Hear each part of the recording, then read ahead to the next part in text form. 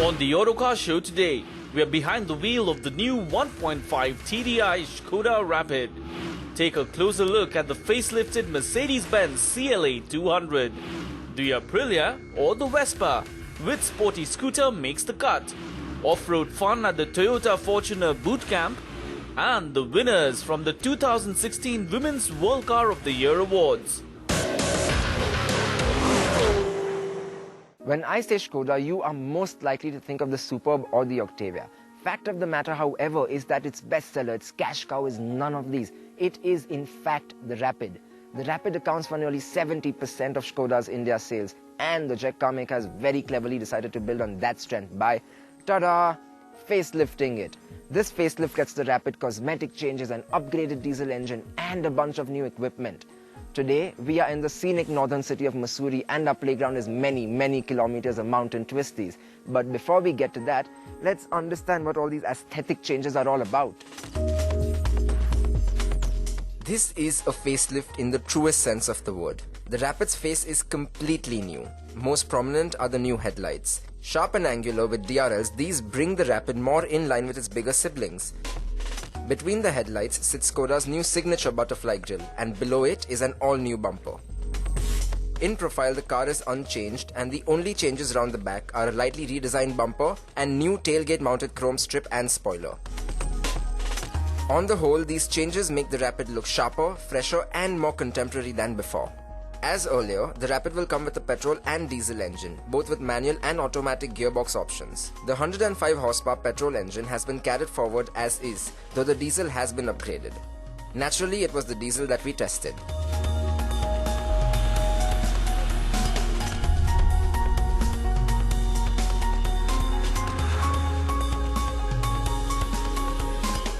Skoda has gone and upgraded the 1.5-litre diesel engine by fitting it with a larger turbocharger, allowing a power bump of 105 to 110 horsepower. This marginal increase, however, is not very perceptible when you're driving.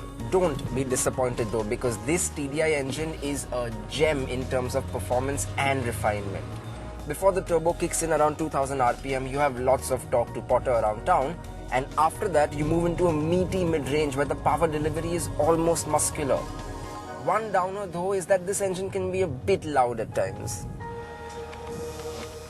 This new diesel engine boasts a claimed fuel efficiency of 21.13 km per litre for the manual and 21.72 km per litre for the automatic. I'm driving the diesel automatic, which is fitted with a 7-speed DSG gearbox, which, by the way, is also a bit of a gem. When you're building speed, you will barely notice the upshifts, and while the downshifts are slightly slower, I really don't think it will give you anything to complain about.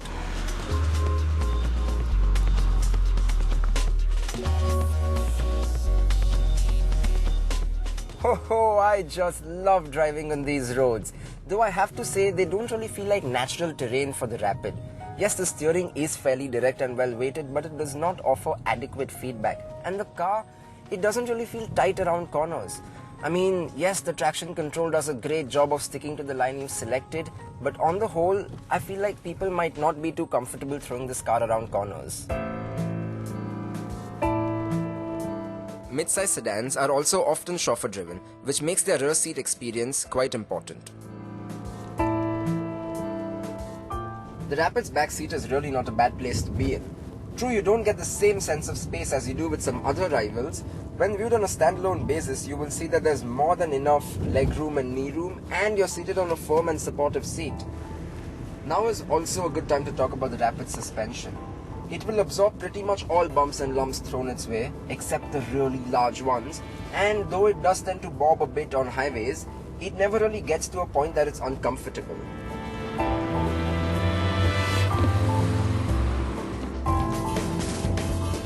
After exploring the on-road changes, let's take a look at what's changed on the inside. The Rapid sports the same dash as before, with its restrained but practical design, though with the new 6.5-inch touchscreen dominating the central console.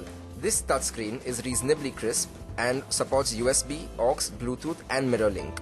The Rapid continues to offer features such as cruise control, automatic AC, remote control for power windows, a cooled glove box, electronically folding exterior mirrors, rain-sensing wipers and an auto-dimming interior mirror. However, the lack of a rear camera and engine start-stop button are prominent.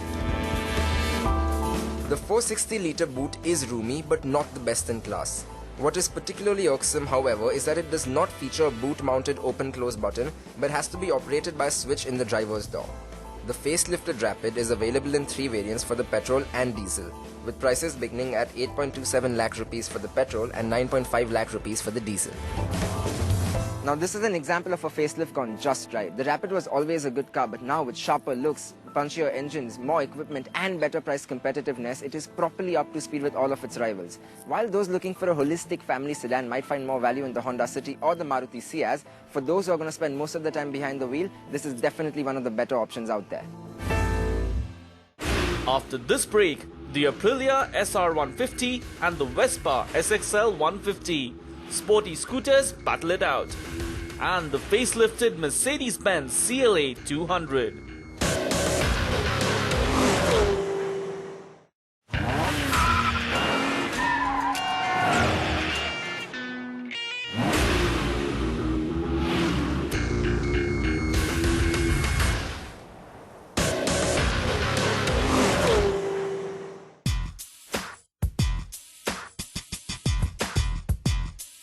Scooters are supposed to be practical, boring machines, aren't they?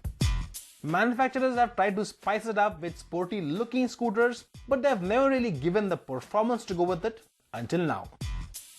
The SR 150 has really rewritten the scooter rulebook, and with a badge like Aprilia, expectations are naturally high. However, while the scooter might be new, the engine is not. No sir, it shares its motor with the gorgeous Vespa 150. But if these two share the same power plant, why would you pick one over the other?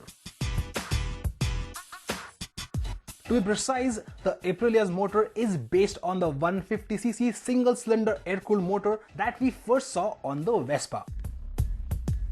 This motor runs a 3-valve head and fueling is via a carburetor. However, Aprilia lists a discreetly higher cubic capacity in its spec sheet, which also lists the SR 150's power and torque figures as being slightly lower than those of the Vespa. So imagine our surprise when the Aprilia managed to make the run to 60 kph in 7.4 seconds, while the Vespa could only manage it in 8.6. And it's the same story with roll-on acceleration as well. This improved performance is down to the fact that the Aprilia's Variomatic transmission has been tuned for aggressive acceleration. Clearly, the Aprilia is the quicker of the two, both off the line and in terms of roll-on acceleration as well. In fact, its 0 to 60 time is faster than some 125cc motorcycles as well. But when you open the gas, the acceleration doesn't feel mind-blowing for some reason. Maybe you're expecting a little bit too much from an automatic scooter. However, show it some corners and things feel very, very different. In the corners, the Aprilia is a true delight. It turns in with confidence and there's loads of grip on offer thanks to its chunky 32mm telescopic forks, larger 14-inch wheels and sticky V-rubber tires.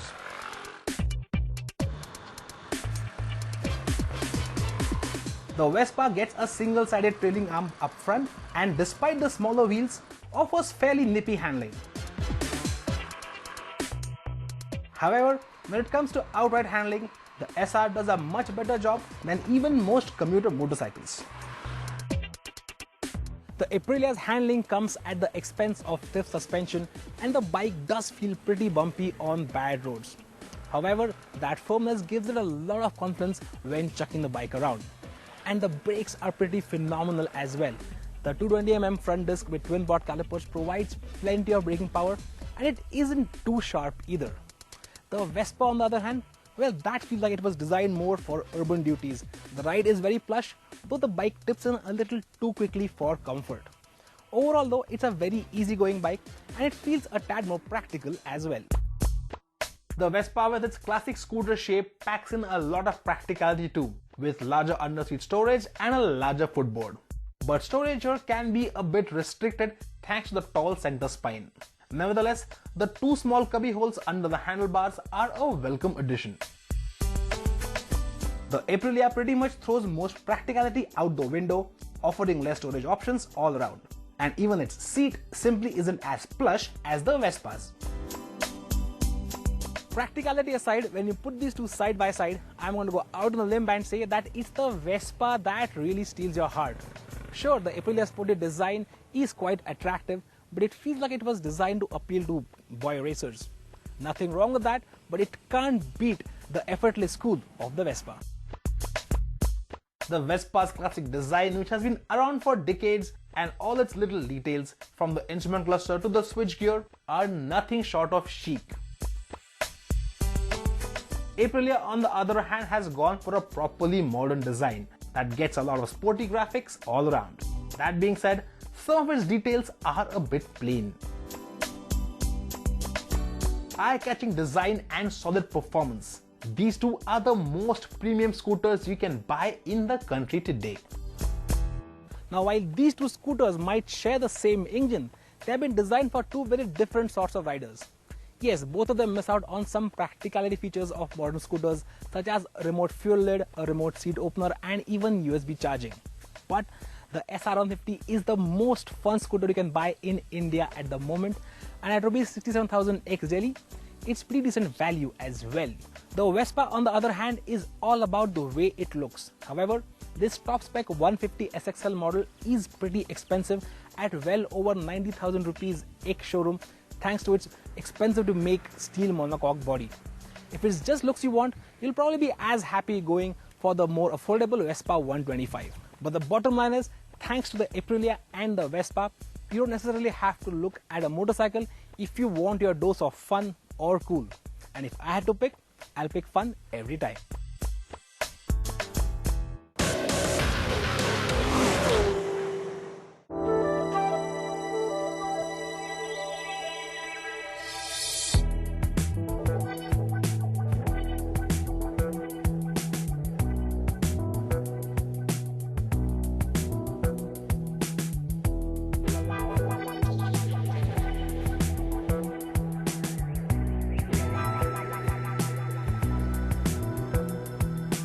Mid-2014, we saw the CLA 45 AMG enter the Indian market, and early 2015, we saw this version of the CLA. Well, its swooping, flowing lines definitely attracted a lot of eyeballs and attention.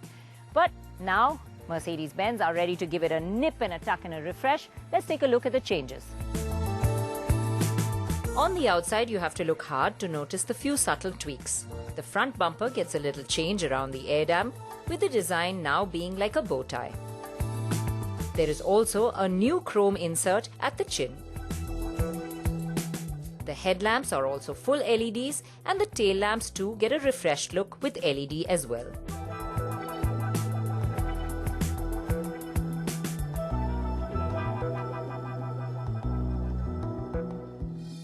On the inside, you see a new trim across the dash. Now it's got this new metallic stippled finish on the dashboard. And the 7-inch screen gives way to a larger 8-inch screen, which is also compatible with Android Auto and Apple CarPlay.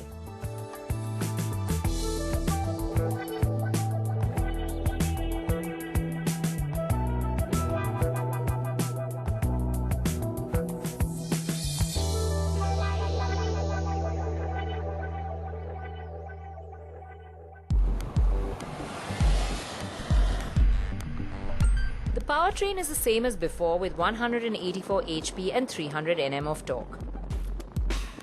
Nothing in the mechanicals has changed, and it still remains an engine that's quick off the line and accelerates strongly. Dynamically, it's not the car you would pick to drive around a series of bends as an enthusiast, but it still handles well enough and you always feel confident behind the wheel. The CLA has always been more about the way it looks, and the refresh just makes it better.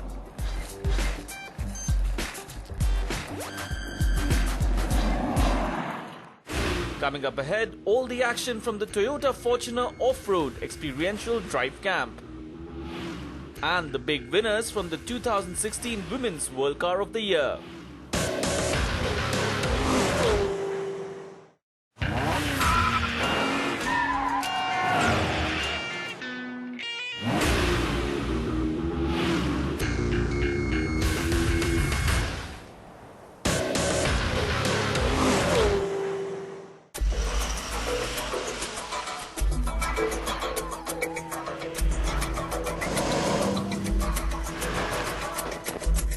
Well, I'm here on the outskirts of Bangalore at the Fortuner Experiential Drive Camp. Now, this is really a 4x4 activity to show what the new Fortuner is really capable of. We've driven it in the city, we've driven it on road, but it's over these obstacles or when the going really gets rough that the Fortuner really shines. So we're going to jump into the mud, slush and water to see really what the Fortuner is capable of.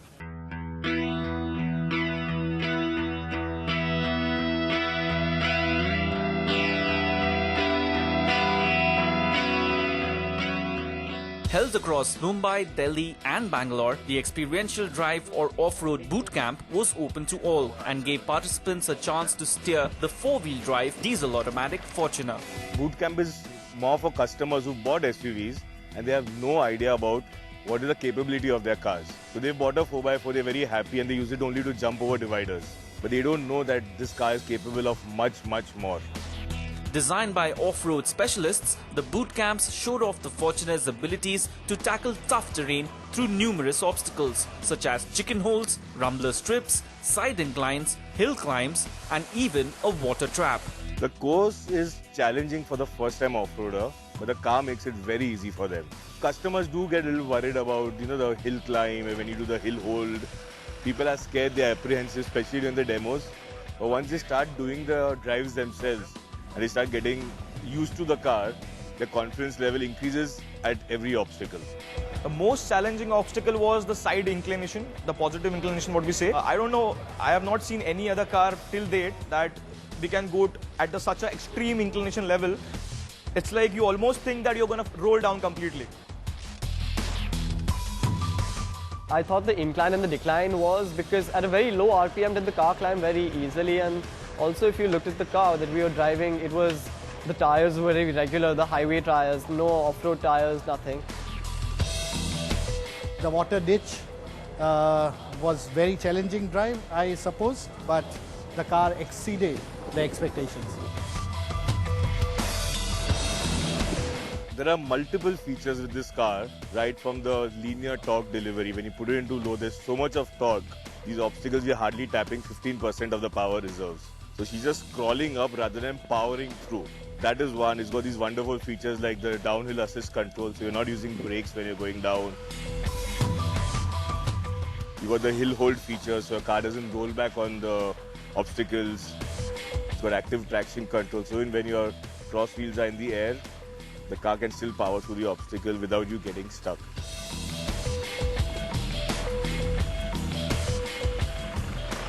The difficulty level keeps on increasing and the terrain gets interesting as you go further, and at the last obstacle of the course, which is a 45-degree incline, is quite a challenging obstacle.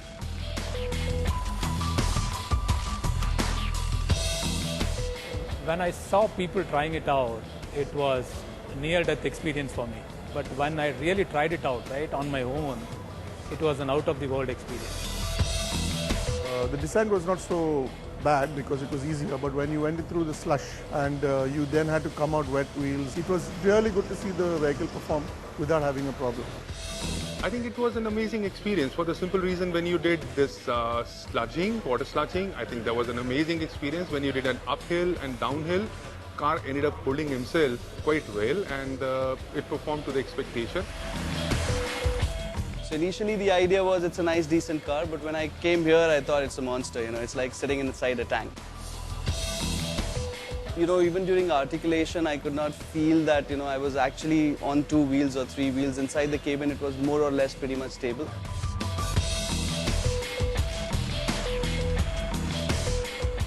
What this drive has done it for me is that, even my wife is pushing me to go for a 4x4.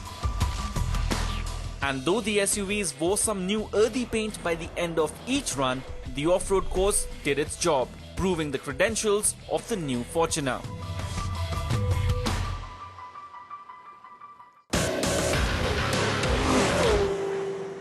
Last week, the Women's World Car of the Year was announced, and there's a misconception that this is an award that's for cars built for women. But it's not so. It's named Women's World Car of the Year because 17 women motoring journalists from across the world come to vote for this. Well, 294 cars were shortlisted and whittled down to the last few. Of course, there was a supreme winner, and this year, that award was taken by the Jaguar F-Pace. In other categories, Honda walked away with 2 awards, with the Jazz and the Civic winning the Budget Car and Family Car awards. Ford's iconic muscle car, the Mustang, galloped away with the award for the performance car, with the Ford Focus RS Hot Hatch coming in a close second. The Volvo's S90 beat out the competition to be crowned the winner in the luxury car category. Whilst for the Green Car Award, it was Toyota that took home the prize with a new Prius. This year saw the introduction of a new award, the Holly Reich Dream Car Award, dedicated to the memory of Holly, one of the original judges for the Women's World Car of the Year since its inception 7 years ago. Holly unfortunately passed away this October. Winning the award at its inauguration was the McLaren 570S. Well, those were the standout cars for women motoring journalists from across the world. Thank you for watching the Autocar Show, but there's still lots happening in this year, so keep watching.